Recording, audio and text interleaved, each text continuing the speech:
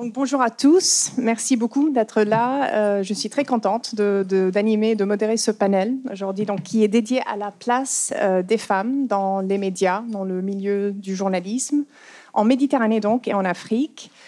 Juste une courte présentation. Donc, je suis journaliste à France 24. Je présente une émission dédiée aux toutes les thématiques liées aux femmes. Donc, l'émission est déclinée en 4 langues. Actuelle en français, Hi al-Hadath en arabe, Elas Hoy en espagnol et The 51% en anglais. Nos invités aujourd'hui, nos panélistes, sont toutes des femmes remarquables, avec chacune d'elles un parcours vraiment très inspirant, très riche. Je vais commencer donc par Kodou Loum. Kodou Loum, vous êtes journaliste sénégalaise, rédactrice en chef d'une radio communautaire au Sénégal. Vous êtes spécialisée dans les questions liées aux droits des femmes, à la migration, aux droits de l'homme. Vous êtes vice-présidente de l'Association des femmes médias au Sénégal et vous êtes présidente du réseau international des femmes créé sous la tutelle de l'Association mondiale des radiodiffuseurs communautaires et des journalistes. À côté, nous avons donc Solafa Magdi. Vous êtes journaliste égyptienne, exilée depuis 2021 en France. Vous dirigez un projet intitulé « Corps, exilés, âme enracinée » qui relate le vécu des immigrants et des réfugiés politiques. Vous avez coécrit un livre qui s'appelle « Construire une subjectivité carcérale, un chercheur en prison ». Vous avez été emprisonné vous-même pendant 18 mois en Égypte pour votre travail journalistique et votre engagement pour la liberté d'expression. Vous avez reçu le prix d'intégrité Dawn et le prix du courage en journalisme de l'International Women's Media Foundation en 2023 et 2020, respectivement.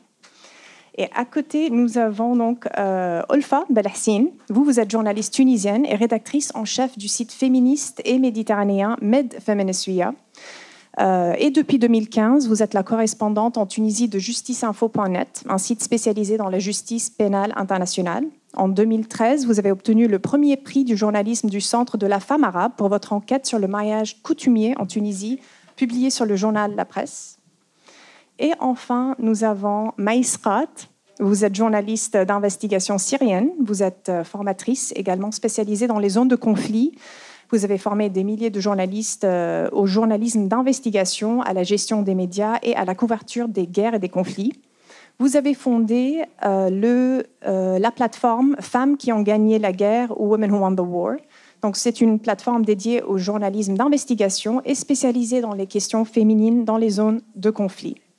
Bienvenue à toutes et à tous. Donc, quelle place pour la femme dans les médias en Méditerranée et en Afrique, dans ce contexte qui est souvent marqué par des enjeux de liberté de presse, de liberté donc, de la presse, d'expression, de sexisme structurel, des inégalités et de crise politique et démocratique. Donc, juste pour vous donner un aperçu sur la structure de ce panel, nous avons commencé par le premier axe qui est un état des lieux sur la représentation des femmes dans ce milieu, donc dans les médias. Quels sont les enjeux? On en est où aujourd'hui dans son rôle, dans les différentes, si vous voulez, postes dans le journalisme et les médias. Nous allons ensuite, dans un deuxième temps, parler plus du journalisme au féminin. On va essayer d'explorer est-ce que le journalisme qu'on s'est exercé par des femmes, est-ce qu'il y aurait un regard ou un apport différent, une approche différente. Et enfin, on va essayer de quand même finir sur une note positive. On va parler des solutions, des progrès, l'importance de l'autonomisation des femmes dans ce domaine, justement, des médias et du journalisme. Donc, nous allons commencer par la représentation des femmes dans les médias en Méditerranée et en Afrique. On peut dire qu'elle varie considérablement d'un pays à l'autre, mais elle partage plusieurs tendances communes, marquées par des stéréotypes, une sous-représentation et une marginalisation dans les postes de pouvoir médiatique. Si on prend l'exemple de la France, donc même si la proportion des femmes journalistes progresse quand même d'année en année, nous n'arrivons toujours pas à la parité selon le baromètre social des assises du journalisme. En 2020, l'étude du Global Media Monitoring Project rapportait que 4 articles sur 10 dans les médias traditionnels étaient publiés par des femmes dans le monde. Donc l'accès aux postes à la responsabilité sont toujours largement occupés par des hommes au sein des médias. J'entends encore la traduction. Au Maroc, selon le Conseil national de la presse, 80% des journalistes sont des hommes. Donc ce sont des chiffres étudiés en 2020. Et si on prend l'Afrique, selon toujours le Global Media Monitoring Project, en 2020 toujours, les femmes représentaient seulement 22% des sujets et des sources dans les contenus médiatiques analysés à travers 30 pays africains. Olfa Belhacine, je vais commencer avec vous. Donc, peut-on parler d'un paysage médiatique homogène en Méditerranée? Difficile que ce paysage soit homogène parce que les contextes sont très différents. Mais malgré tout, on remarque ces dernières années, au vu de la montée des régimes populistes et de droite dans beaucoup de pays de la Méditerranée, une régression de la liberté d'expression. On le voit en Tunisie, on le voit en Algérie, on le voit en Italie, avec Meloni, on le voit en Turquie. Il ne faut pas oublier qu'il y a aussi le Moyen-Orient avec toutes ces guerres. À Gaza, il y a 200 journalistes qui ont été tués depuis le 7 octobre. Donc ce paysage-là, il est très très perturbé, notamment par les conflits. Le Liban, qui continue à subir des attaques d'Israël. Donc le paysage est très inquiétant. Donc un contexte compliqué, mais comment est-ce que les femmes sont encore plus touchées? Oui, elles sont encore plus touchées parce qu'on sait que les régimes populistes n'aiment pas les femmes. Les régimes de droite n'aiment pas les femmes. Aujourd'hui, je pourrais parler de la Tunisie. 50% par rapport aux autres pays, le journalisme est un métier très féminisé depuis ces dernières années. Plus de 50% des journalistes sont femmes en Tunisie, mais 15% seulement accèdent aux postes de responsabilité. Donc il y a toujours ce plafond de verre qui touche les femmes. Et la situation des femmes journalistes, aux côtés de la répression de la liberté d'expression aujourd'hui, elles subissent des restrictions économiques. Le métier n'offre pas de salaire respectable pour les femmes. Donc c'est un métier qui est aujourd'hui un tout petit peu clochardisé, je dirais ça entre guillemets. Donc même si les femmes accèdent de plus en plus à ces postes-là, mais pas vraiment les postes de direction ou et de responsabilité. En chef, tout à fait. Les femmes sont souvent aussi cantonnées à des rôles traditionnels ou stéréotypés. Donc on les voit peut-être plus en tant que présentatrices que reporters, encore moins en tant que reporters de guerre. Donc même si cette tendance quand même commence à changer, Maïsrat, cette question est pour vous. Vous qui pratiquez le journalisme d'investigation et qui avez pratiqué au couvert les guerres et les conflits dans le monde, comment voyez-vous la place de la femme dans ce milieu qui est pour la plupart donc réservé aux hommes? بالتأكيد يعني إذا أردنا التحدث عن الصحافة الاستقصائية فالصحافة الاستقصائية هي مهنة يسيطر عليها الرجال بشكل كبير، ربما بسبب خطورتها، ربما بسبب طبيعتها التي يعني يسيطر عليها الرجال أكثر من النساء بطبيعة الحال. ولكن يعني بالعودة للنقطة التي أشرت لها وأيضا قدرة النساء على الوصول إلى مناصب معينة أو حتى الوصول إلى المشاركة في تحقيقات دولية أو في تحقيقات لها مكانة كبيرة في العالم، فأيضا يعني وصول النساء أقل بكثير من زملائنا الرجال.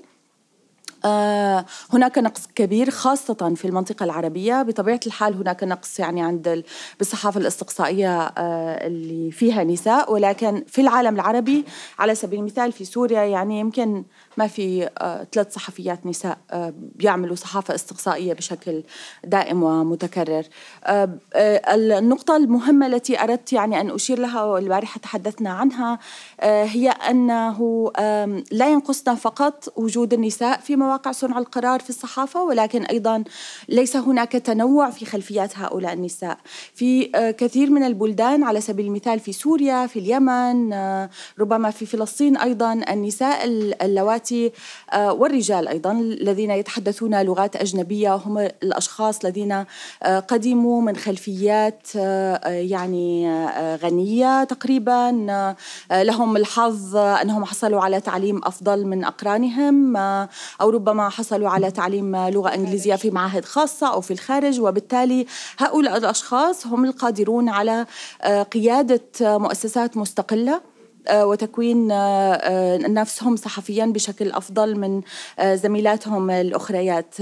أعرف زميلات مديرات مؤسسات في اليمن على سبيل المثال، عشنا كل حياتهم في السعودية، تلقوا تعليم في السعودية، يتكلمون اللغة الإنجليزية، لا يعرفون اليمن. في سوريا عملت مع مديرات رئيسات تحرير لم يركبن مثلا حافلة في حياتهن، قضينا عمرهن في فيلات أو في بيوت فارهة، لا يعرفن السوريين والسوريات. فبالتالي هذا أيضا ينعكس على نوعية المحتوى المقدم من قبل حتى يعني الزميلات القائدات في العالم العربي. فيلزمنا تمثيل أكثر للنساء، ولكن يلزمنا أيضا النظر إلى الطبقات الاجتماعية والخلفيات المختلفة. Très intéressant tout ça, donc cette disparité entre les statuts, le statut social qui joue un rôle aussi dans le monde arabe notamment et en Méditerranée. Il faut aussi dire que le mouvement MeToo de 2017 a impacté le monde des médias. Donc on constate quand même une libération de la parole, de plus en plus de plateformes traitent ou couvrent toutes les questions liées aux violences faites aux femmes, ou même tout ce qui est donc lié aux violences et les questions de genre, donc qui sont aussi très traitées aujourd'hui. Par contre, RSF s'alarme des violentes répressions qui s'abattent sur les journalistes qui couvrent ces sujets-là. Donc, beaucoup de femmes sont malheureusement victimes de cyberharcèlement, de violences basées sur le genre, même parfois au sein des rédactions. Donc, je vais juste donner quelques chiffres avant de passer à vous, Kodou Loum. En RDC, plusieurs femmes journalistes ont dénoncé des pressions sexuelles pour progresser professionnellement. Au Burkina Faso, bien que les femmes représentent plus de 50% des effectifs dans certaines rédactions, elles n'occupent que un tiers des postes de direction. Donc, encore une fois, cette problématique. Kodou Loum, vous pouvez nous parler, en fait, pouvez-vous, donc, de part de votre expérience, nous parler du sexisme structurel dont les femmes peuvent être victimes dans les rédactions, mais aussi du danger qu'elles subissent lorsqu'elles couvrent tout ce qui est lié aux violences faites aux femmes? Merci beaucoup, merci à toutes. Contente de participer à ce panel qui est d'une importance capitale pour moi, qui me permet de mieux connaître la situation des femmes des médias ailleurs qu'au Sénégal. Vous avez dressé un tableau sombre des femmes des médias en Afrique, le Sénégal y compris. Nous vivons dans un environnement médiatique qui est insensible au genre. Insensible au genre parce que les femmes sont maltraitées dans les contenus médiatiques. Les femmes sont maltraitées au sein des rédactions. Les femmes sont maltraitées à l'extérieur des rédactions pour beaucoup de raisons, notamment des réalités socioculturelles, le patriarcat qui fait que l'homme est jugé comme devant être au devant de la scène. Les femmes qui doivent être soumises, qui ne doivent même pas accéder aux instances décisionnelles.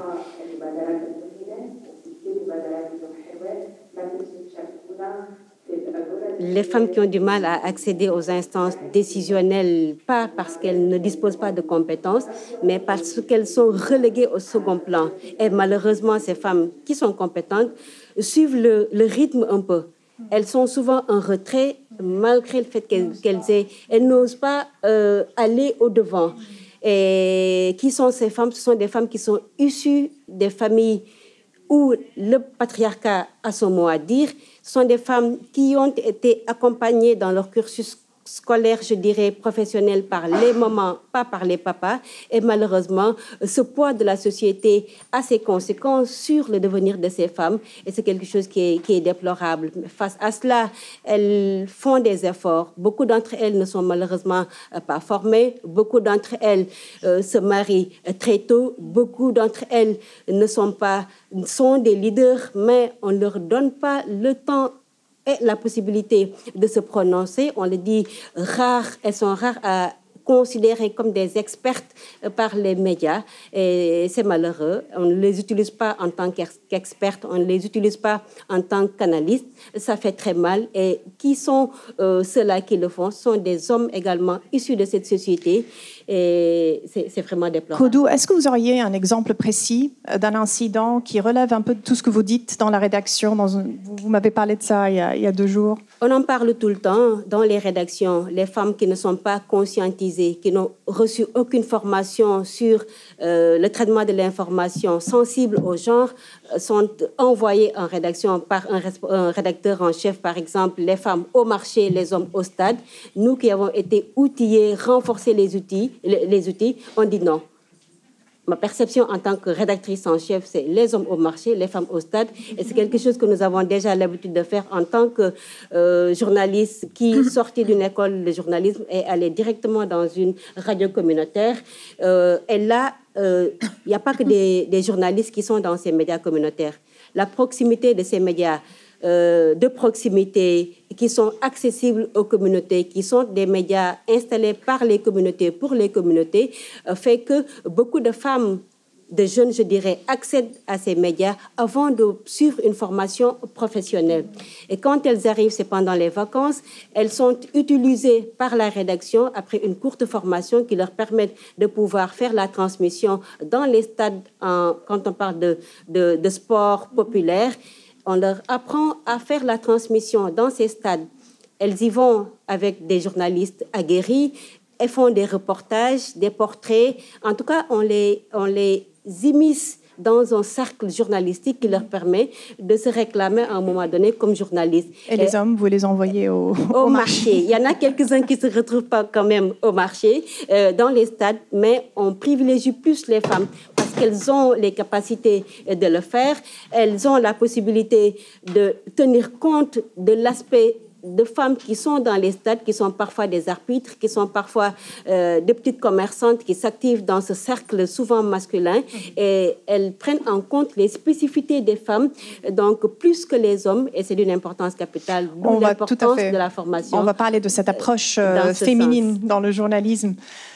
Quand on parle de contexte politico-socio-culturel aussi, donc ça joue un rôle énorme. Être femme journaliste dans une zone de conflit, de révolution, de régime autoritaire est un défi à multiples facettes. Olfa Belhassine, Sola Famajdi et même vous, Maïsrat, vous avez tous été témoins de la période des printemps arabes et des révolutions arabes. Donc Sola Famajdi, cette question est adressée à vous. Votre carrière a démarré au moment du printemps arabe en Égypte. Donc les journalistes sont souvent exposés à l'hostilité et à l'harcèlement en Égypte, malheureusement.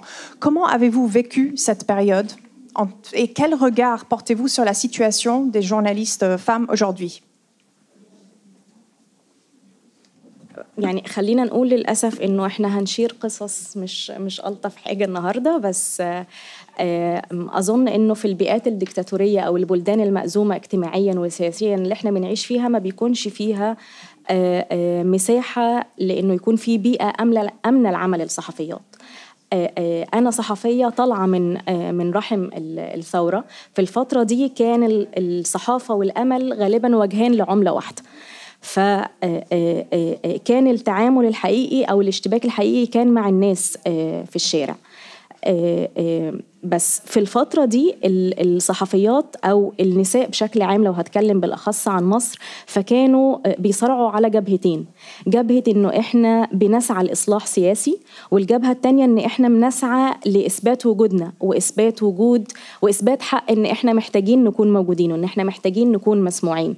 فكان في الفترة دي الصراع قائم زي ما بقولك على جبهتين. فأنا شايفة إنه شغلي من الفترة دي أو بعد الثورة اللي أثر فيا حقيقي واللي غيرني حقيقي إنه إحنا قدرنا نصور على السلطة الذكورية، إن إحنا قدرنا ناخد مكان أوسع ما بين الصحفيين في الوقت ده بالأخص. ولكن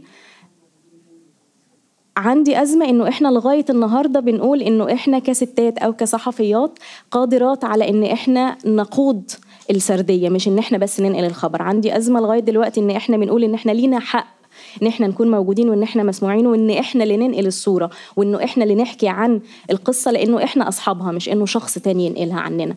عندنا أزمة في مصر حاليا إنه إحنا لو هتكلم مثلا على نقابة الصحفيين المصرية ما عندناش سيدة صحفية بتمثل الصحفيات في مجلس نقابة الصحفيين. ما كانش عندنا صحفية بترأس نقابة الصحفيين في مصر. لو هنيجي نفتكر عدد الصحفيات اللي بترأسوا تحرير صحف في مصر ما ظنش إن احنا هنوصل أو هنلاقي. ولكن المشهد مش قاتم للدرجة. خليني أقول إن أنا فخورة مؤخرا بنضال زميلات وصديقات صحفيات دلوقتي بيخوضوا معركة دخول انتخابات مجلس نقابة الصحفيين. Et si on devait parler de votre expérience personnelle, cela fait نحكي عن تجربتك الشخصية. Votre expérience personnelle, quel défi vous avez fait face à quel type de défi pendant votre début de carrière, donc à cette période-là? يعني قصة مأساوية. ممكن أقول إنه Juste quelques exemples.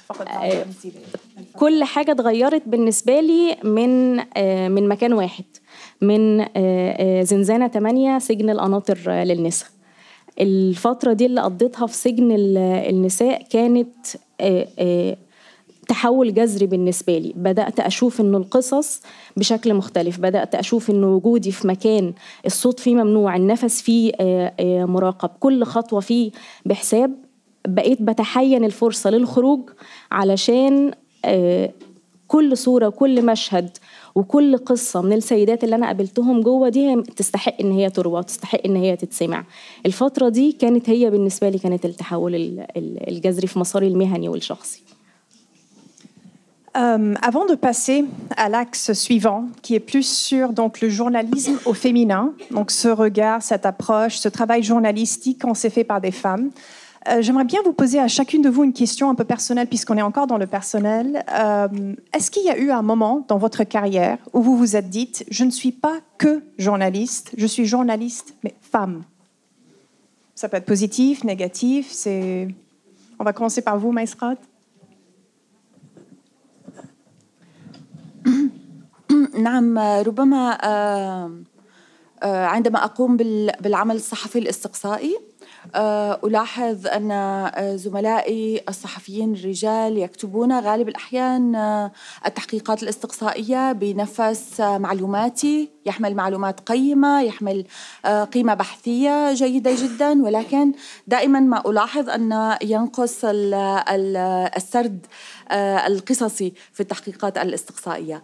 أرى أن الزميلات الصحفيات وبعض بالتأكيد بعض الزملاء الرجال، الله يرحمه زميلنا محمد أبو الغيط كان عنده أسلوب مصري، هو زميل مصري عزيز توفي، كان عنده أسلوب سردي جميل، ولكن هذا عادة ينقص في التحقيقات التي يقودها الزملاء الرجال. ألحظ أن دائما أتذكر ويعني أشعر بأنني محظوظة بأنني سيدة عندما نرغب بالولوج إلى مجتمعات مغلقة، إلى مجتمعات الناجيات، النساء اللواتي عانينا من اغتصاب، نجينا من اعتقال، الأمهات أيضاً. كل هؤلاء الأشخاص من الصعب جداً يعني على زملائنا الرجال أن يحظوا على ثقتهم أثناء إجراء المقابلات. من جانب آخر حتى هناك مفهوم، يعني زملائي اللي بيشتغلوا صحافة استقصائية بيعرفوا شيء اسمه المواجهة، أو بالإنجليزية الكونفرونتيشن. نقوم بمواجهة أحياناً المجرمين أو المذنبين أو المسؤولين الحكوميين، نقوم بإجراء مقابلات معهم. في كثير من الأحيان أن تكوني امرأة وتقومي بإجراء هذه المقابلة قد يعني يحظى بطريقة مختلفة عن زملائنا الرجال عندما يقومون بإجراء هذه المقابلات. يشعر الأشخاص الذين نقابلهم بأننا أقل يعني أضعف، يشعر بأنه أمام شخص يعني أقل تهديد بالنسبة له لأنه نحن نساء، ولكن يمكن استعمال هذا الشعور بالنسبة له لأسيطر عليه بطريقة أو بأخرى. فيعني يمكن لنا دائما أن نستعمل كوننا نساء بأساليب مختلفة عن زملائنا الرجال. ليس من الضروري إذا كنت أنا أمتهن الصحافة الاستقصائية التي تتسم بالقوة والمواجهة أن أقوم بإنجاز مهامي كما يقوم بها زملائي الرجال. يجب أن أيضا أنتبه يعني لنفسي كسيدة. Est-ce qu'il y a eu un moment particulier dans votre carrière où vous vous êtes dit, voilà, je ne suis pas que journaliste, mais journaliste femme en particulier? Si vous pouvez nous nous raconter cette نعم. في زيارتي الأخيرة لما كنت في سوريا كنا ذهبت أنا وزميلي العزيز بشار ديب من لايت هاوس ريبورتس لإجراء مقابلة مع سيدة ناجية من الاعتقال، وكانت أيضا ابنتها الصغيرة يعني كانت بيبي معها في السجن، وكنا جالسين في بلدة صغيرة قريبة من دمشق وأردنا أن نجري مقابلة معها. انتبهنا أنا وأيضا زميلي بشار أن السيدة تنظر لي في عيوني ولا تنظر له على الإطلاق، وحتى عندما كان يسألها الأسئلة كانت لا تنظر إليه، كانت تنظر إلي وتخاطبني وتدمع عيناها عندما تتحدث معي وتتأثر، بينما معه كانت يعني تحاول أن.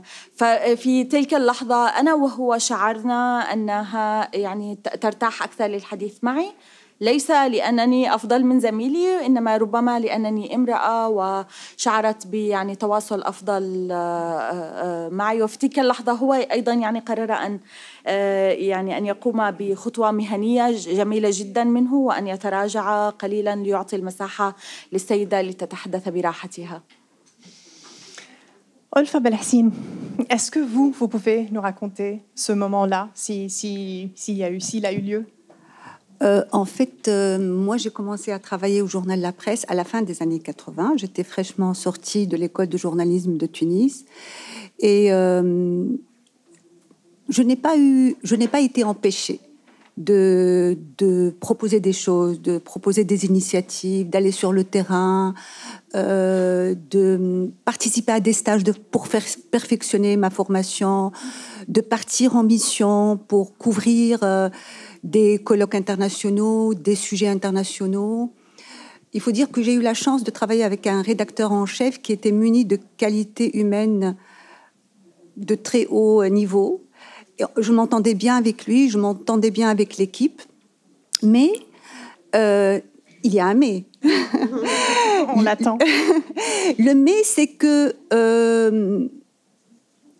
je n'ai pas pu accéder à un poste de responsabilité pendant les 35 ans de ma carrière à la presse.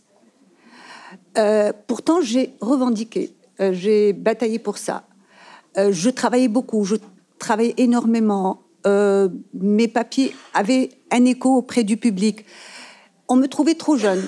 À 30 ans, on me trouvait trop jeune. À 40 ans, on me trouvait trop jeune. Et alors que mes collègues qui avaient le même âge que moi, eux, n'étaient pas trop jeunes.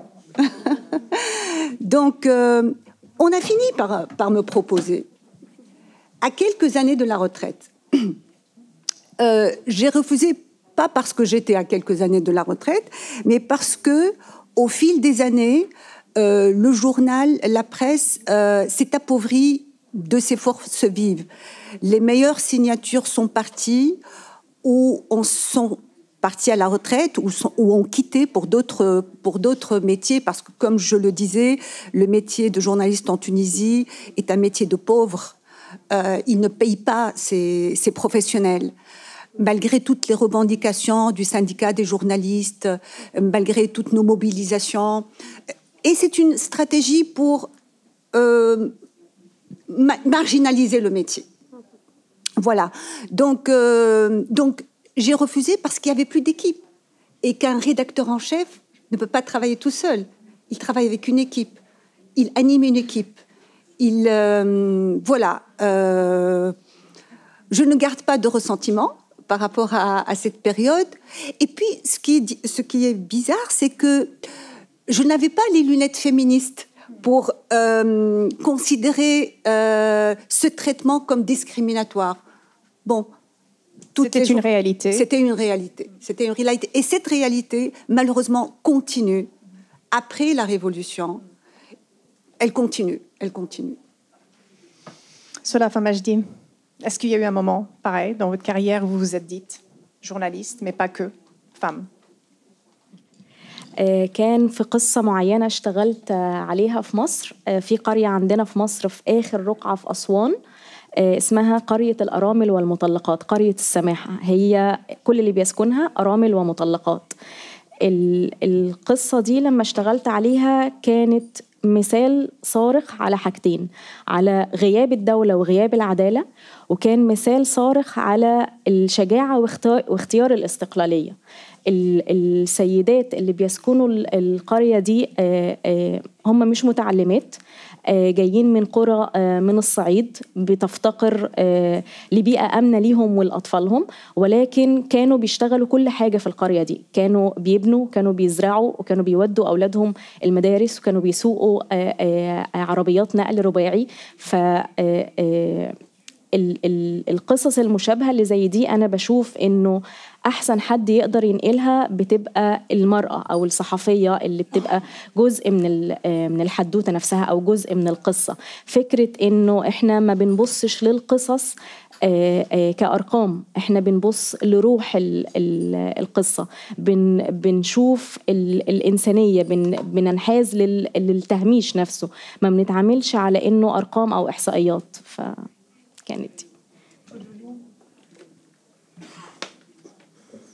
Très bien, Dalia. Moi, je l'ai senti très tôt.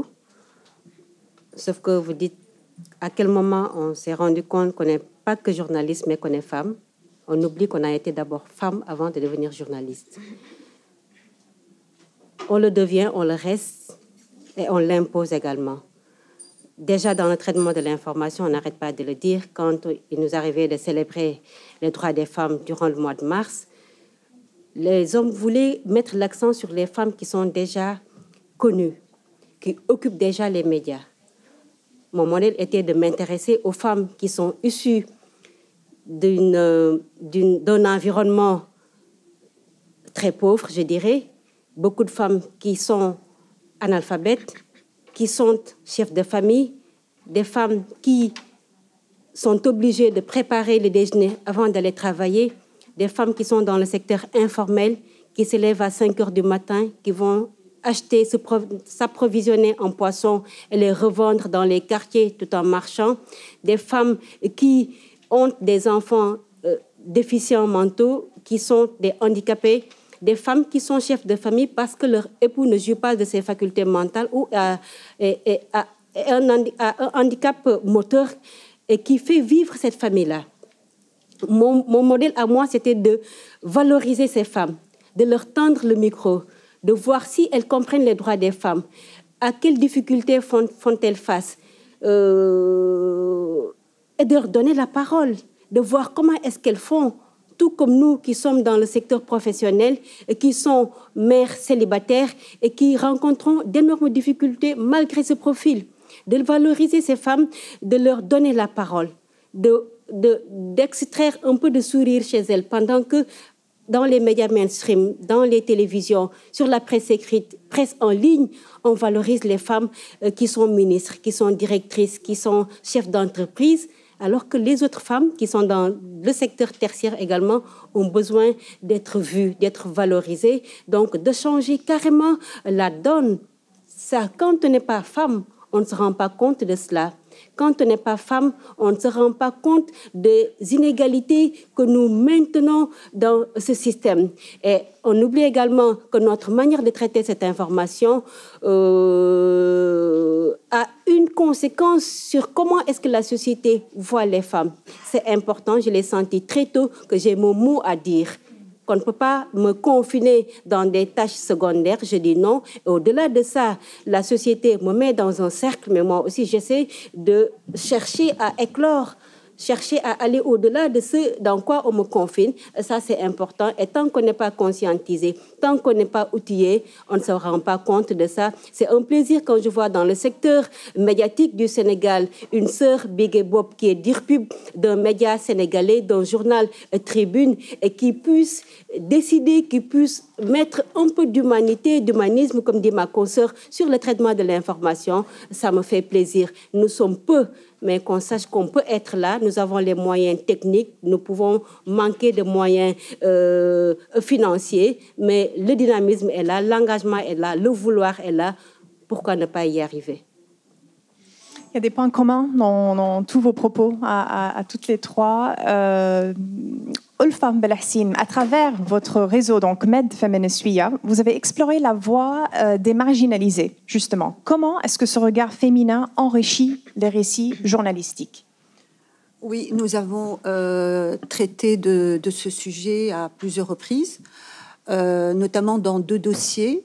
Les femmes mises à la marge et les femmes des rues et femmes vivant de la rue et des rues. Il s'agit d'enquêtes et de reportages sur les femmes victimes de la traite, les migrantes victimes de la traite arrivées en Tunisie, de la prostitution, des femmes prostituées à Rome, des petites vendeuses de l'informel en Égypte, au Caire, des tatoueuses de rue de Tunis, des femmes sans abri à Alger. Voilà.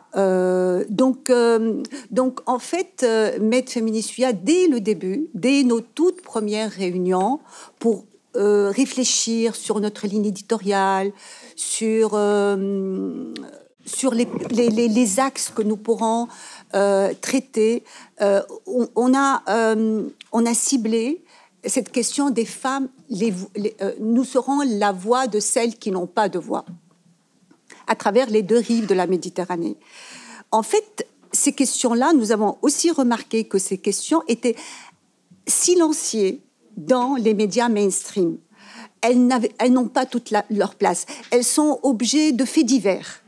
Donc, et le fait divers, c'est vraiment un résumé et aussi, ça concerne plein de stéréotypes. Ça reflète beaucoup de stéréotypes. Alors que nous avons voulu donner la voix à ces femmes.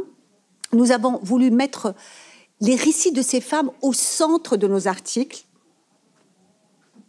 Tu es en train de chercher... Non, vas-y.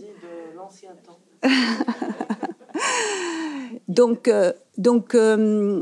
voilà, dans nos médias du Nord comme du Sud de la Méditerranée, on privilégie les histoires de femmes qui ont réussi, les success stories, et les autres, celles qui sont à la marge, passent très mal, ou comme je disais, elles font l'objet des faits divers. Les femmes qui sont victimes des violences, les violences de tout type, que ce soit le harcèlement en ligne, que ce soit les féminicides, ça aussi c'est un sujet que nous abordons d'une manière transversale et continue. Nous suivons l'actualité des violences, par exemple l'affaire Mazan. Nous avons beaucoup écrit sur l'affaire Mazan, mais aussi les féminicides au Maroc, en Algérie. Voilà. Donc, et dans nos histoires, nous mettons l'accent sur la résistance, la résilience de ces femmes, parce qu'elles ne sont pas victimes passives. Elles luttent au quotidien. Elles sont souvent pourvoyeuses, elles sont souvent chefs de famille. Elles croulent sous les responsabilités familiales et pourtant elles luttent. Elles ont cette intelligence de l'urgence, celle de gagner leur vie quoi que ça coûte, quoi que ça leur coûte. Ça leur coûte beaucoup. Par exemple, les femmes de la rue, elles sont victimes du harcèlement sexuel, des campagnes punitives de la police qui les recherchent partout parce qu'elles sont dans l'illégalité, entre guillemets. Voilà. Mes consoeurs ont parlé de ce regard humaniste. Nous sommes dans ce regard humaniste, nous sommes dans l'empathie, nous sommes dans l'écoute de ces femmes. Ces femmes ne sont pas invitées dans les médias mainstream parce que ce ne sont pas des femmes éduquées. Elles ont une sagesse qu'elles portent, bien sûr. Donc, nous leur donnons la voix. Nous avons fait une grande enquête sur les migrantes subsahariennes en Tunisie qui sont victimes des traites et qui travaillent comme femmes de ménage dans les domiciles en Tunisie. Et c'est moi qui ai fait l'enquête. Et c'est une enquête où j'ai énormément appris, où j'ai aussi j'ai beaucoup écouté les femmes. Et puis, j'ai essayé aussi de les protéger parce qu'elles sont, elles sont dans l'illégalité, malgré le fait qu'elles se sont ouvertes à cause de cette écoute empathique que les femmes journalistes ont envers d'autres femmes. Et qui change du coup la façon de traiter l'histoire. Exactement. Solafa Majdi, vous m'avez parlé, vous deux, de la façon dont votre expérience en tant que mère a influencé votre carrière, votre travail journalistique même. Pouvez-vous nous en dire plus? في الفترة الأخيرة أيوة بشتغل حالياً على مشروع بشكل مستقل عن رحلة الاندماج الخاصة بالمهاجرين واللاجئين السياسيين، ولكن بحاول أركز أكتر على الأمومة في الشتات. الحقيقة من منظور الأمومة ما خلانيش إن أنا شخص أكتر تعاطف، ولكن خلاني أشوف الأمور من منظور مختلف، خلاني أكثر وعياً بالهشاشة، خلاني أكثر وعياً بأنه إحنا بنخوض معركة تقيلة اسمها مش بس البحث عن وطن في الشتات، ولكن البحث عن الذات. إحنا بنبدأ من الصفر، مش بس كصحفية أو ناجية من اعتقال، لا أنا ببدأ من الصفر كأم، ببدأ من الصفر كصحفية، كشخص بيدور على ذاته.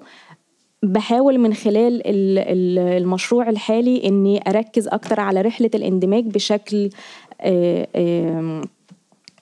يعني إيه أصلاً رحلة اندماج؟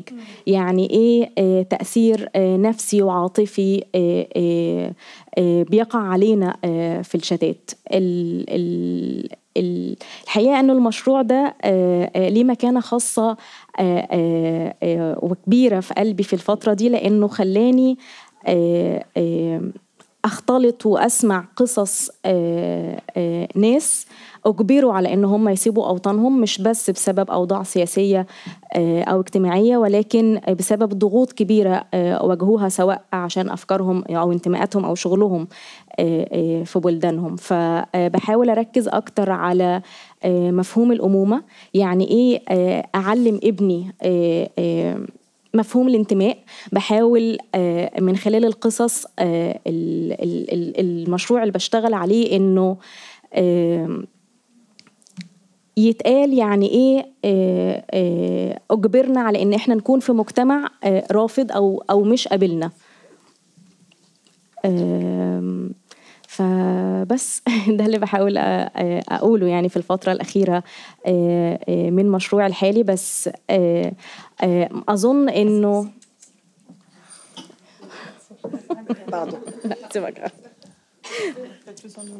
On a, c'est pas grave, on aura quand même besoin de l'ordinateur.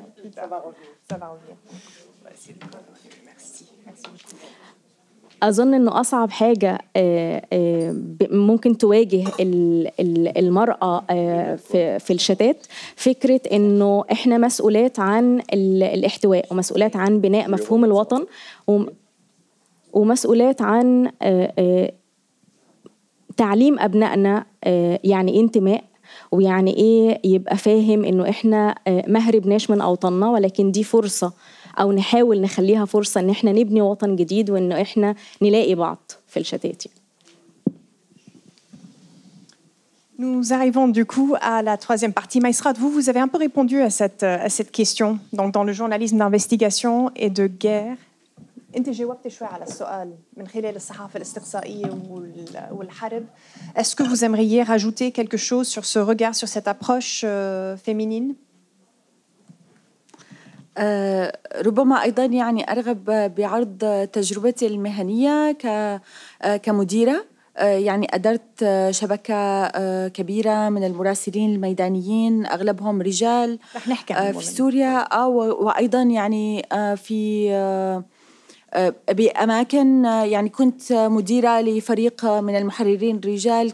واجهت في بداية عملي كمديرة أو كمحررة هذا الشعور بأن يعني بتقليل من خبرتك أو بتقليل من قدرتك على اتخاذ القرار لأنك ممكن تتعاملي بطريقة مختلفة عن زملاء الرجال، فبيعتقدوا أنه أنت ممكن تكوني ضعيفة شخصيا ولكن ضعيفة أيضا مهنيا.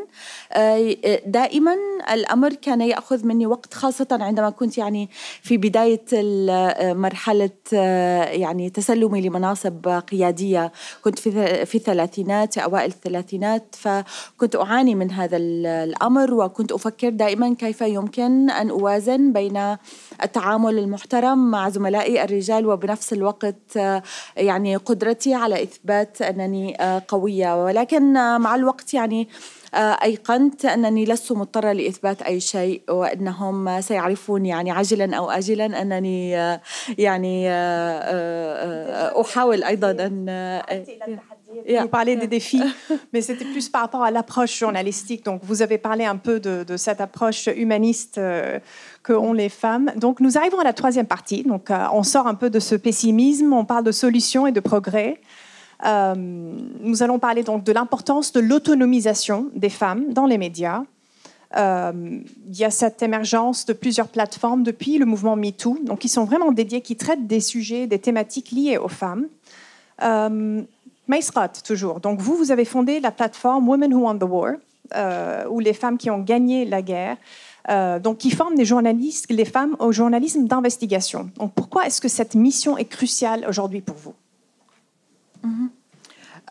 يعني بالنسبة لي شعرت بأن التغطيات التي تتعلق بالنساء في مناطق النزاع أو في السياقات الحرجة دائما ما تغطي قضايا النساء من منظور أنهن ضحايا أو أنهن ضعيفات، أو حتى عندما يكن ناجحات يعني نضع هذه الكليشيه المتعلقة بأنه قصص النجاح يعني بين قوسين، وكأنه نحن حالة خاصة عندما ننجح. فكمان شعرت أنه يجب أن يعني نبذل جهد أكبر بتغطية النزاعات بالعموم، ولكن من وجهة نظر النساء ومن وجهة نظر نسوية. بالمقابل ذلك يتطلب أن تكون النساء أيضا، الصحفيات النساء أيضا أقوى، وأن يكون لديهن القدرة على الوصول إلى فرص وإلى إمكانية أن يكون يعني مراسلات أو صحفيات قياديات في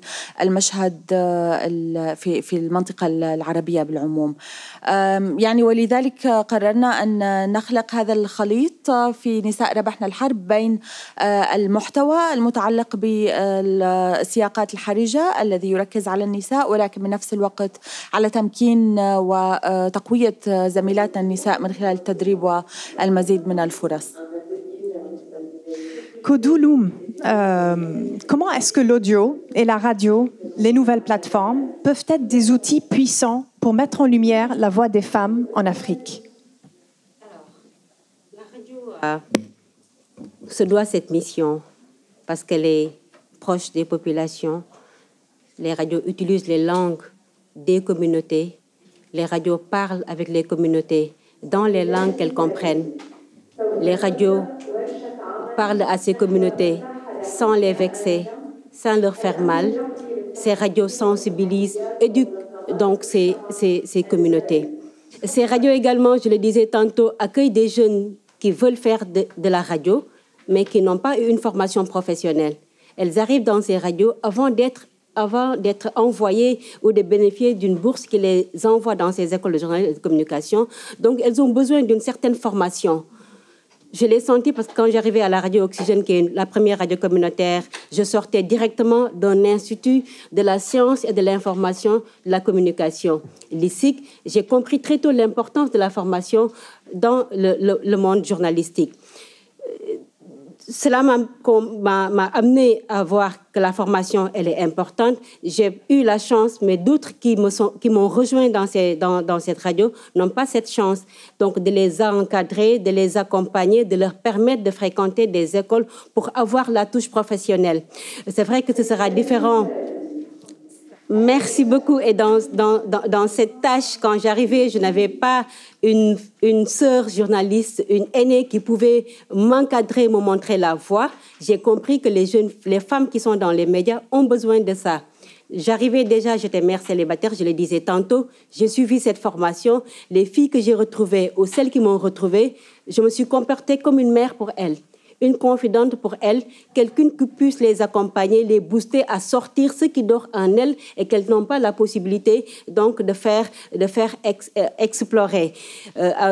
Au-delà de ça, les renforcements de capacités que j'ai eus, la nécessité de comprendre le besoin de ces femmes m'a amené à postuler pour le RIF, qui est le Réseau international des femmes, qui est un démembrement de l'Association mondiale des radiodiffuseurs et qui regroupe 133 radios communautaires du Sénégal, et à être à la tête de ce réseau, à faire du fundraising auprès d'organisations comme Reporters sans frontières, comme UNESCO, comme PNUD pour nous accompagner, comme la Fédération internationale des journalistes qui nous accompagnent en formation et permettent à ces femmes d'utiliser dans le cadre d'un projet Informa qui parle d'information, de formation sur la migration en Afrique de l'Ouest, de contribuer à un lexique, de contribuer à une contribution positive du traitement de l'information sur la migration, à travers un autre projet intitulé « Les femmes à l'ère du numérique », de bénéficier de programmes qui nous permettent de renforcer les capacités de ces femmes des médias communautaires qui n'ont pas la chance, comme les femmes qui sont dans les médias mainstream, d'être outillées à mieux utiliser le smartphone, de ne pas se limiter à regarder TikTok, mais de profiter des émissions qu'elles animent au sein de ces radios communautaires, à traiter des violences basées sur le genre, des violences conjugales, violences psychologiques, des violences qui leur permettent de donner la parole à des femmes qui n'ont jamais osé parler, qui vivent des violences, mais à travers les émissions que nous faisons, à travers cette formation sur les femmes à l'ère du numérique, de leur permettre de faire des podcasts, d'interroger une femme qui n'a jamais parlé à la radio, d'expliquer ce qu'elle vit, comment est-ce qu'elle comprend l'évolution des femmes, qu'est-ce qu'elle sait de l'autonomisation, de leur permettre de vulgariser les bonnes actions, les bonnes pratiques qu'elles font au sein de ces radios et de voir que c'est d'une importance capitale. Ça leur permet de sortir du cadre limité de la radio communautaire, d'être dans les possibilités, d'être dans les réseaux sociaux, d'avoir un compte LinkedIn, de faire du live direct, de tweeter, et donc d'être dans ces réseaux, de vulgariser non seulement ce qu'elles font, mais de permettre à quelqu'un, un Sénégalais qui vit à Strasbourg, j'utilise les mots de Fatou Diom, qui est une de mes idoles, donc de permettre à cette femme-là ou de ce monsieur qui vit en Europe de suivre en direct une émission réalisée dans la langue qu'elle est, sa langue de naissance, et de participer à distance au développement donc de cette communauté. J'ai compris que c'est très important, que nous devons nous renforcer les capacités, que nous devons donner la chance à nos sœurs, à nos enfants, donc d'aller au-delà de ce qu'elles font, parce que c'est dommage, on ne nous entend pas, on crie mais personne ne nous entend. C'est à nous de nous lever, de garder le point fermé, de dire qu'on peut y aller. Ça demande des moyens, certes, mais des moyens, il faut aller à la recherche. Parfois, on fait face à quelqu'un qui peut nous accompagner, ne serait-ce qu'à nous informer, à aller au-delà de ça. Et c'est d'une importance capitale. Nous devons le faire. Nous avons été outillés, nous avons été encadrés. Pourquoi nous ne le faisons pas pour nos sœurs et nos nièces? Merci Kodou. Vous avez parlé de cette formation à la vidéo mobile. Tout à fait. Solafa Majdi, vous avez lancé un projet justement à la vidéo mobile en 2019, donc qui s'appelait Everyday Footage. Donc c'était dans un contexte de censure numérique en Égypte. Quel rôle jouent aujourd'hui les outils numériques dans l'émancipation des femmes journalistes en Égypte? Et quel constat faites-vous depuis l'exil? المبادرة اللي عملتها دي كانت في سنة 2017. احنا فجأة في يوم صحينا لقينا الحكومة المصرية قررت تحجب أكتر من 450 موقع ما بين مواقع إخبارية ومواقع منظمات حقوقية. فكان في الفترة دي إن احنا نكمل شغلنا كصحفيين أشبه بأنه وصل لحيطة سد. فأنا في الفترة دي فكرت إنه إيه اللي هيكون البديل عندنا ما يتحجبش، كان مواقع التواصل الاجتماعي. فبدأت أشتغل على مبادرة إني أحول منصات التواصل الاجتماعي لمنصات أخبار بديلة، وبدأت أنشر عليها الأخبار، وكان كل شغلي وقتها كان بالموبايل. بعديها بفترة بدأت أطور الشغل، فعملنا مبادرة أو مدرسة اسمها Everyday Footage. بدأنا إنه إحنا نعلم الصحفيات والباحثات أو المعنيات بالشأن الصحفي حتى لو من المنظمات إن هم إزاي يشتغلوا كفريق عمل واحد بالهاتف المحمول. فكان اللي بنحاول نعمله من خلال المدرسة إنه إحنا رقم واحد نتخطى الحجب، وإنه إحنا نواجه الرواية المضللة اللي بينقلها إعلام الصوت الواحد في مصر في الفترة دي، واللي هو للأسف مستمر لغاية دلوقتي. وكان إنه إحنا نخلق مساحة للصحفيات إنه ينقلوا القصص والتقارير اللي حابين يشتغلوا عليها، ولكن من وجهة نظرهم هم. فكان المبادرة دي ما قدرتش تستمر كتير للأسف، لأنه اعتقلنا في 2019، ولكن قدرنا إن احنا نقول في الفترة دي إنه في جيل قادر إنه هو يكمل ويستمر، في جيل بيفتقر بس إنه يعرف إنه هو عنده الشجاعة وإنه هو عنده قوة كامنة في جيبه اسمها الهاتف النقال، قادر مش بس يتخطى الحجب ولكن قادر يتخطى سردية الدولة، قادر يتخطى الرقابة كمان. Quel regard portez-vous sur le contexte actuel aujourd'hui en Égypte? ما فيش صوت. كيف بتنظري للوضع اليوم بمصر؟ الوضع الحالي عبارة عن سلسلة بالنسبة للصحفيات، عبارة عن سلسلة من الاختناق والتضييق على أي مساحة مستقلة ممكن تطلع طول الوقت. مش بيبقى بقى فيه بس ملاحقة أمنية في الشارع، الصحفيات توجهوا لمنصات التواصل الاجتماعي أو إن هم يخلقوا مساحات بديلة زي البودكاست، ولكن بتستمر الملاحقة بأشكال تانية مختلفة، بأشكال ملتوية، إنه يتم التشهير بيهم، يتم ملاحقتهم إلكترونيا، يتم تهديدهم، يتم التشهير بيهم. كل ده للأسف تبلور من خلال النظام المصري الحالي، إنه بقت عبارة عن تهمة اسمها إساءة استخدام وسائل التواصل الاجتماعي. فتحس إن أنت كأنك داخلة على حد في أوضة النوم، يعني إيه أساءة استخدام وسائل التواصل الاجتماعي؟ فده بيبقى أكبر نوع من أنواع التهديد، نوع من أنواع التضييق، ولكن بشكل مختلف. الأول كان بيبقى في الشارع من خلال تحرش، من خلال اعتداءات، من خلال تضييق، ولكن أصبح أنه اتنقل على مساحة تانية، مش بس ملاحقة وتشهير، ولكن مهددة بالسجن طول الوقت، بخلاف المساحات الضيقة. يعني كنت ذكرت من شوية أني فخورة حقيقي بالمعركة اللي بتاخدها زميلات صحفيات حاليا في مصر، أنه الأول مرة يترشحوا لمجلس نقابة الصحفيين.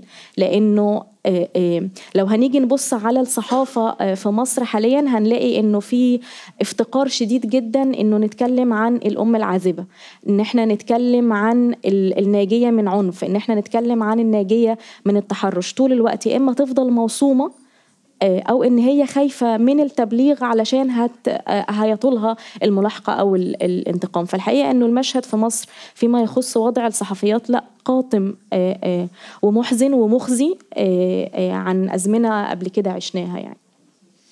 Olfa Belhessine, donc Med Féministie a vu le jour aussi dans un contexte post-MeToo. Donc ces plateformes féminines peuvent-elles changer la donne et bâtir un journalisme plus équitable, à votre avis? Oui, je le pense entièrement. Et d'autant plus que le journalisme que nous prenons est basé sur les faits. Donc c'est un journalisme qui est d'intérêt public, puisqu'il rapporte la vérité sur ce qui se passe dans le monde, sur cette moitié de la population du monde que sont les femmes. Et donc notre public est assez large parce que les sujets sont très diversifiés. Et donc, oui, il peut ramener beaucoup de choses, il peut compléter une information, il peut donner, comme je le disais, des faits, Et je voulais parler aussi de quelque chose qui est des technologies nouvelles. C'est vrai que les réseaux sociaux sont à la fois un atout pour les femmes, mais aussi une menace.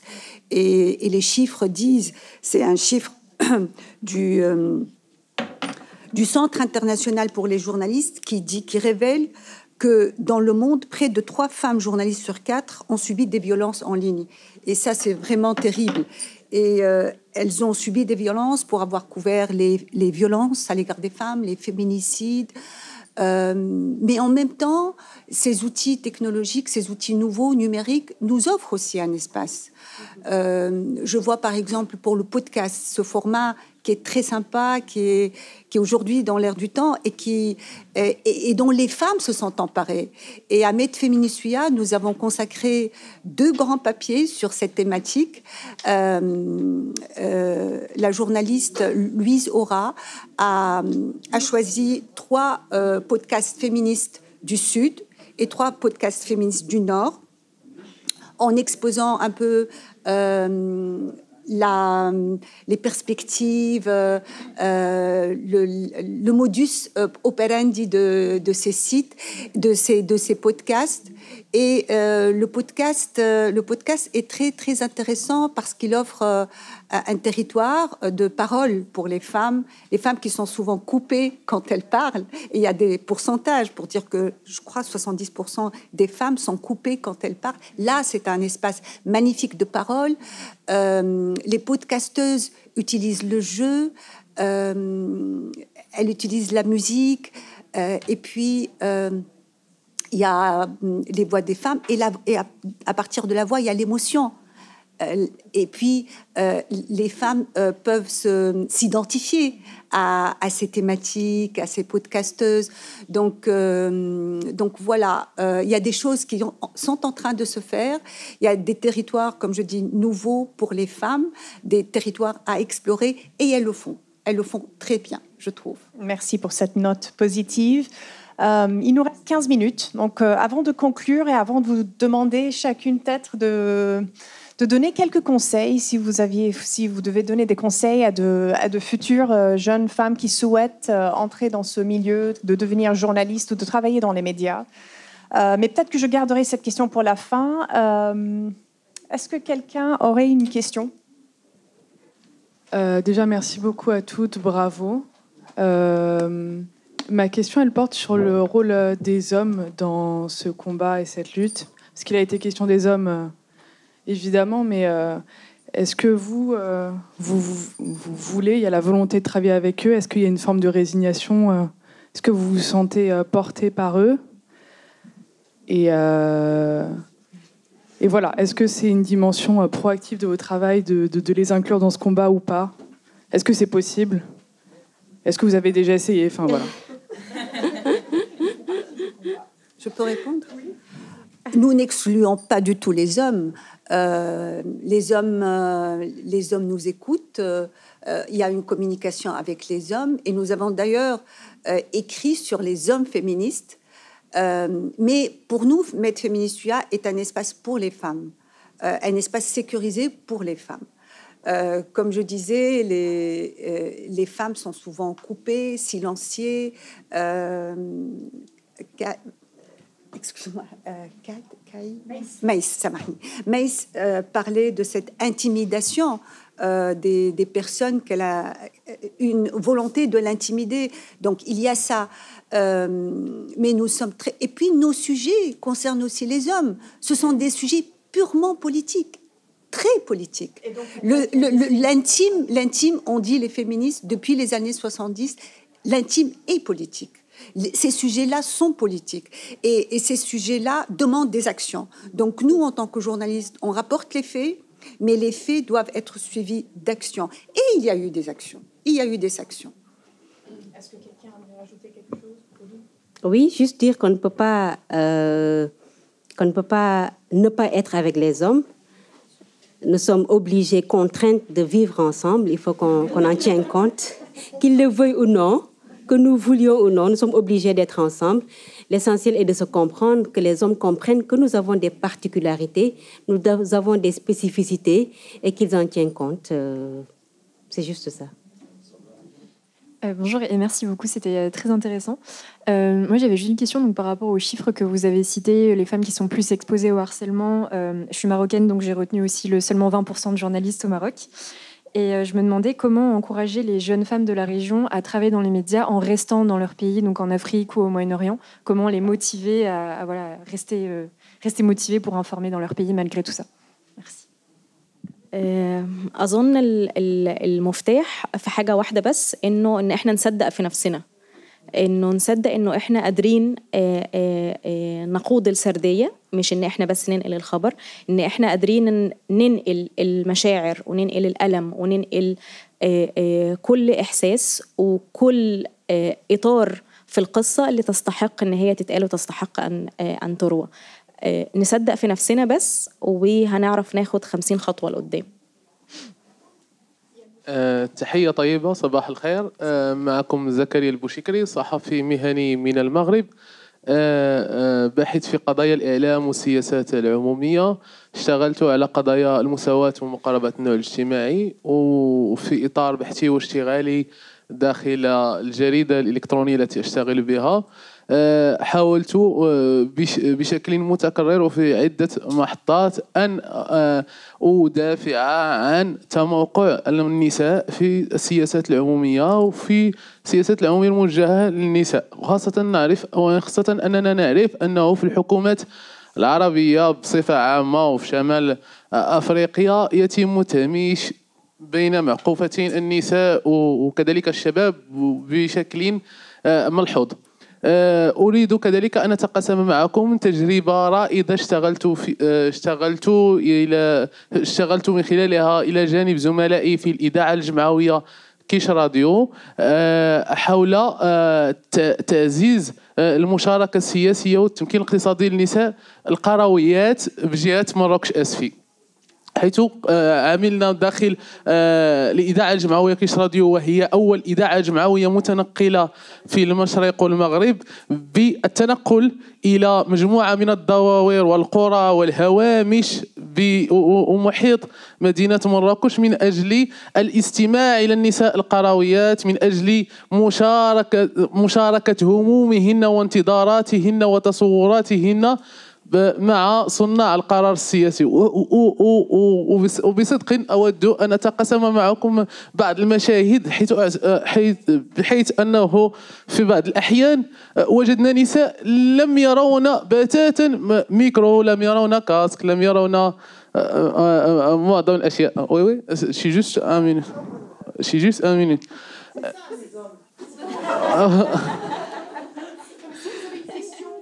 فوالا. السؤال هو: ألا يمكننا تحويل هذه النقاشات داخل هذه الفضاءات المخملية إلى الشوارع وإلى القرى، ونحاول أن ننزل إلى الشارع ونحاول الاشتغال مع النساء في الميدان، لأنهن أكثر حاجة من النقاشات داخل الفضاءات المخملية. شكرا. Bon, nous, on a fait beaucoup de travail journalistique justement sur ces femmes qui sont dans la rue, qui sont exclues des médias mainstream, dont on n'écoute pas la voix, et on continue à le faire. Donc, et je ne pense pas que Med Féminisua soit le seul média à avoir fait ça. Je lis les journaux, les revues féministes, comme par exemple La Déferlante, une magnifique revue qui est d'ailleurs basée, dont l'équipe est basée à Marseille, dont je rêve de entretenir une collaboration, pourquoi pas des enquêtes collaboratives, pourquoi pas des reportages collaboratifs avec d'autres plateformes. Donc, moi je pense que plus que toutes, les journalistes féministes font ce travail-là. Et elles le font très bien. Elles le font très bien et ça ne s'arrête pas là. Je le disais tantôt pour le cas des radios communautaires, il n'y a pas que des journalistes, mais il y a des actrices de développement qui ont un temps d'antenne dans ces médias et qui, au-delà des émissions, au-delà des éditions en Wolof et en français, les radios communautaires organisent des antennes décentralisées qui se déplacent de la rédaction vers la campagne pour sensibiliser, pour informer ces communautés dans leur langue, dans des thématiques qui les intéressent, les enjeux, soit sur la migration, soit les violences faites aux femmes et aux filles, soit sur l'avortement médicalisé qui est parfois mal vu, en tout cas chez nous, et d'autres thématiques d'une importance capitale dont elles ont besoin d'avoir certaines informations, mais quand elles ne parlent pas français, parfois elles sont réduites à écouter sans comprendre, à voir sans pour autant pouvoir déchiffrer les statistiques, d'où l'importance de remettre encore l'accent sur les radios communautaires et qui diffusent en langue et qui peuvent amener toute une communauté à mieux comprendre et à pouvoir prendre les bonnes décisions. Bonjour, je suis Sarah, tunisienne, et je voulais vous poser la question, vous ne pensez pas que pour arriver à tout cela, il faut commencer par le plus jeune âge, l'éducation, parce que comme on le sait dans le monde arabe et en Afrique aussi, il y a une différence entre l'éducation de la fille et du garçon. Donc je pense que peut-être aussi, il faudrait commencer à changer aussi les mentalités de l'éducation. D'accord, et l'école aussi, le travail de l'école. Avant l'école, c'est d'abord dans le cercle familial. On doit commencer d'abord quand on achète des jouets. On fait déjà la part des choses. Le bleu, c'est pour le garçon. Le rose, c'est pour la fille. Commencer par cela. Chez nous, où on interdit les hommes d'aller dans les cuisines, alors que quand ils, à un moment donné, se rendent en Europe, ils sont obligés de cuisiner pour eux-mêmes, de faire la vaisselle pour eux-mêmes, alors qu'à la base, ils n'ont pas cette éducation. Et même quand ils reviennent à la maison, certains osent violer certaines règles, mais certains encore ont peur d'aller dans la cuisine avec leur épouse, alors qu'en Europe, ils le font et ils le réussissent bien. Bonjour à tout le monde. Moi, je m'appelle Bigé Bob, je viens du Sénégal. Vous avez posé tout à l'heure une question en demandant à quel moment on a senti qu'on a été femme. Je pense que nous passons toutes par ce processus-là quand on est journaliste. Moi, j'en ai pris conscience après peut-être 15 ans de métier. Et c'est quand j'ai été nommée directrice de publication que je me suis réveillée et que j'ai vu toutes les effusions de joie sur Internet de féministes sénégalaises et tout, et que j'ai reçu des félicitations. Je me suis rendu compte que je n'étais pas félicitée parce que j'étais directrice de publication, que j'étais félicitée parce que j'ai été une femme qui est parvenue à ce poste-là. Je ne sais pas si vous voyez un peu la nuance. Et mieux encore ou pire, depuis que la presse sénégalaise existe, je suis la première femme à ce poste-là. Et madame, j'ai eu plus de choses que vous parce que c'est avant mes 40 ans. Donc, et c'est là où j'ai pris conscience de mon état de femme. Et c'est là aussi où j'ai pris conscience de tout ce que les femmes attendaient de moi en arrivant à ce poste-là. Oublions que j'étais à ce poste avec 2 ou 3 autres hommes, que dans le top management, qu'il y a une seule femme. Et l'autre prise de conscience chez moi, c'est que dans ma rédaction, je me suis rendu compte que ce n'est pas parce qu'on est femme qu'on se sentait forcément concernées par les problématiques de femmes. Certaines en prennent conscience quand elles sont elles-mêmes confrontées à certaines difficultés. Une est venue, par exemple, me dire « Ouais, on devrait parler des congés de maternité et du temps pour l'allaitement. » Parce qu'elle venait d'accoucher et avait ce problème-là. Et là, oui, on veut en parler. Mais des fois, on leur parle de problèmes de femmes, mais elles peuvent ne pas forcément en être conscientes. Donc moi, je suis de celles qui pensent qu'une féminisation des rédactions ne signifie pas forcément une meilleure prise en compte des problématiques de femmes, mais que tout doit se faire dans la formation. Qu'il faut peut-être les former, les conscientiser et attirer leur attention sur cela. Elles en ont besoin. Et des fois, il y a une déformation. C'est qu'on arrive et qu'il y a des hommes dans nos rédactions qui nous disent « Vous êtes mariés, par exemple, vous pouvez rentrer à 16 heures. » C'est de la bienveillance mal placée. Parce que c'est plus rentrer et on va occuper la place. Et les femmes pensent que parce qu'ils sont gentils. En presse écrite, par exemple, quand vous rentrez à 16 heures, vous ne pouvez pas prétendre au poste de responsabilité. Ce n'est pas possible. Le bouclage se fait à 20 heures. On doit être là. On va vous dire, il y a des manifestations, vous êtes des femmes, c'est dangereux pour vous. Mais c'est les questions essentielles. C'est après les questions qui seront à la une demain. Et on va se contenter à faire des sujets secondaires. Donc, on va avoir des postes secondaires. Il faut qu'on prenne conscience de cela, que cette bienveillance-là, elle est mal placée. Ce n'est pas de la gentillesse. C'est pour vous dire, cédez la place, on est là. Merci beaucoup.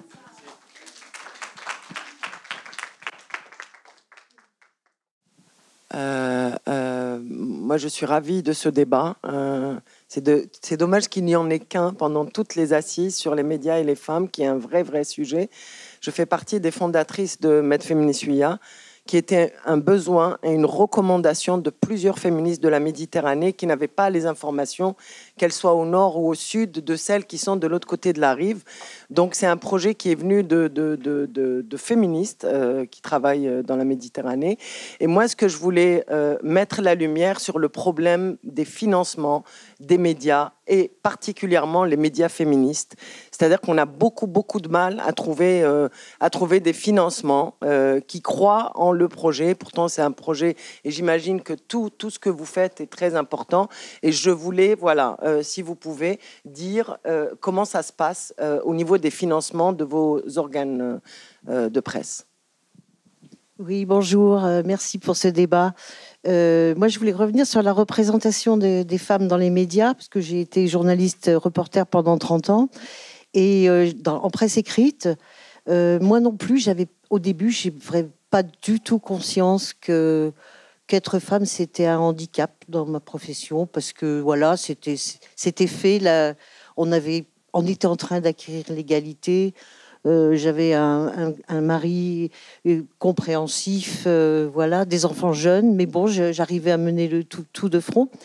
Mais peu à peu, je me suis rendu compte en fait du sexisme qui régnait dans les rédactions, de la fausse bienveillance dont parlait Madame, qui est réelle, de certains gestes déplacés. Enfin, bon, j'aurais plein d'anecdotes à raconter que je ne veux pas raconter maintenant, mais ça a été une longue prise de conscience, en fait. Et c'est comme ça que comme je me bagarrais beaucoup dans les rédactions où je passais, j'étais aussi au comité d'entreprise d'une grosse rédaction de 50 personnes. Et le jour où on a découvert qu'une copine avait voulu mettre en application une nouvelle loi qui permettait de voir quels étaient les 10 plus hauts salaires de l'entreprise. Et là, ça a été le choc. Il y en avait 9. On était une rédaction majoritairement féminine, puisqu'on travaillait dans le social, bien sûr. C'était un journal très axé sur la santé et le social, donc beaucoup de femmes. Mais en direction, il y avait 9 hommes qui étaient au plus haut et une femme. Voilà. مرحبا جميعا. تحبوا تجاوبوا على الأسئلة أول؟ نعم أرغب، يعني شكرا لسؤالك، سؤالك مهم جدا. في الحقيقة فيما يتعلق بالتمويل والمشاريع التي تقدم من قبل المانحين للمشاريع العاملة في الشرق الأوسط وشمال أفريقيا، أغلب يعني أكثر ما نلاحظه أنها قادمة أو مصممة من وجهة نظر غربية. في كثير من الأحيان هناك بالطبع تشجيع للمجموعات النسوية، مجموعات الصحفيات اللواتي يعملن في المنطقة. هناك أيضا تشجيع أو تمويل للمشاريع النسوية التي تغطي قضايا النساء، ولكن دائما هناك هذه النظرة الغربية لحل مشكلاتنا. دائما نوصي يعني كخبراء كمدربين ومدراء مؤسسات أن يكون هناك أشخاص مدراء مشاريع أو أن يكون هناك استشاريون من الشرق الأوسط يتدخلون بصناعة السياسات أو كتابة المشاريع التي تقوم بها المنظمات المانحة، في سبيل أن تكون المشاريع مصممة بطريقة تناسب يعني مجتمعاتنا أكثر. إلى جانب ذلك يعني هناك دائما ميل لعمل النساء مع بعضهم، وكأننا يعني كما ذكرت قبل قليل الزميلة، وكأننا نحن أعداء مع زملائنا الرجال، في حين نحن بحاجة لإدخال النساء إلى الأخبار اليومية، التحقيقات الاقتصادية والتسريبات السياسية، وليس فقط يعني لتغطية قضايا النساء بشكل خاص. Le financement pose problème. C'est déjà les médias mainstream ont du mal à avoir un peu ce financement. À plus forte raison, les radios communautaires qui sont qui ont un cahier de charges obsolète, qui se doit d'être révisité, qui ne peuvent pas faire de la publicité, qui ne peuvent pas faire de la politique.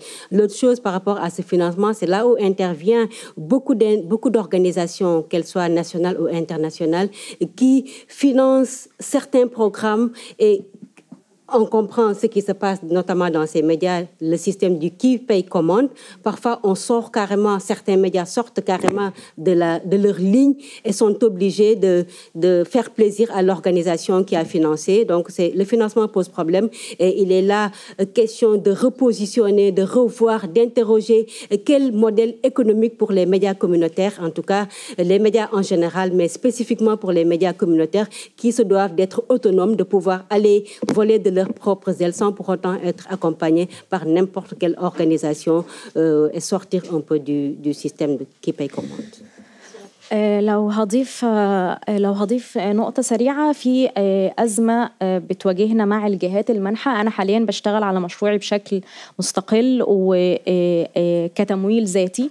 الأزمة الحقيقة اللي بتواجهنا إنه بيتم التعامل معانا إنه إحنا بعد ما بقينا في الخارج إحنا منتهي الصلاحية، فطول الوقت بيبقى الجهات المنحة بتطلب منك إن أنت تشتغلي على البلد اللي أنت جاية منها. طيب ما هو أنا بشتغل على البلد اللي جاية منها على الأشخاص اللي أجبروا إن هم يكونوا جزء من مجتمع الشتات، فطول الوقت الفكرة دي بتعرقل إن أنت تكملي مشروعك، وفي نفس الوقت بيكون في تشجيع على الاستقلالية، بيكون في تشجيع على إنه أنت كامرأة أو صحفية عندك منظور مختلف وعندك مشروع مختلف اشتغلي عليه، ولكن على الصعيد الآخر بيكون في تحجيم إنه لا والله أنت طلعتي برا فخلاص أنت بقيتي أمان، فكأنه الصوت من برا منقوص أو بيشوبوا العوار، فأنا لازم أرجع تاني أشتغل من البلد اللي أنا كنت فيها. فهي بحس إن إحنا في حلقة مفرغة مع الجهات المنحة ما بين إنه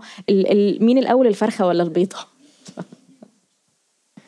Donc juste peut-être un dernier mot sur un conseil. Si l'une de vous aimerait bien conseiller les futures journalistes femmes, qu'est-ce que vous leur diriez? Qu'elles peuvent venir, hein.